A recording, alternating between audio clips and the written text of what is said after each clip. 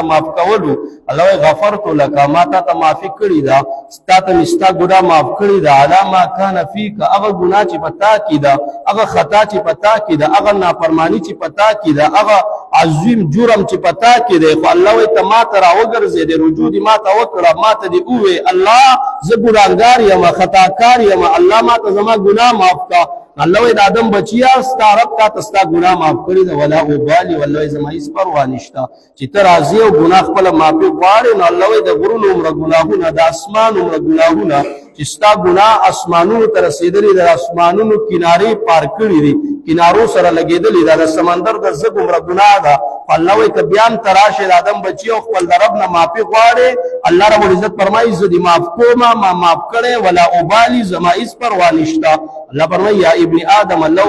بلغت ذنوبك عنان السماء کچې ستا ګناهونه رسېدلي هغه واګې د اسمان ته د اسمان کنارو ته رسېدلي دي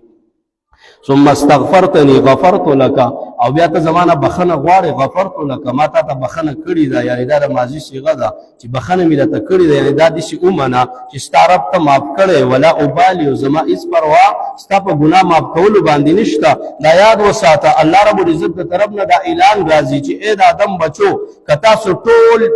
دیندار شي یو سړی په شانتی شي یعنی دا ټول انس او جنس دا ټول دیندار شي او د محمد صلی الله علیه وسلم په شان دیندار شي د مثال په تور باندې الله رب العزت فرمایي ستاسو دینداری ستاسو دا ایمان ستاسو دا تقوا ستاسو دا پرهیزګاری ستاسو د رب په بچای کې زره عمر زیادت نه راولي زره عمر په دې کې زیادت ناراضي او کتا سو ټول فاجران شي فاسقان شي نافرمان شي باغیان شي د انس او جنس او د اول او اخر ټول الله رب العزت فرمایي زما په بچای کې دومره کمې ناراضي دومره نقصان ناراضي خدي وکړه نیکی دی وکړه نو د ځان د پاره دی د خ بدله به ته ملاويږي اجر به ته ملاويږي جنت به ته ملاويږي د الله رضا به ته ملاويږي که ګناه دی وکړه ناروا دی وکړه نافرمانی دی وکړه بغاوت دی وکړه د الله او د رسول د حکم کوتاهی دی پکې وکړه د دې سزا او د دې وبال به تا ته ملاويږي الله زما بچای ته پدې کې څه zarar او څه پیدا نه رسیږي چې ته سم دیندار شې غني زما بچای به ستا په دیندارۍ باندې زیاتیږي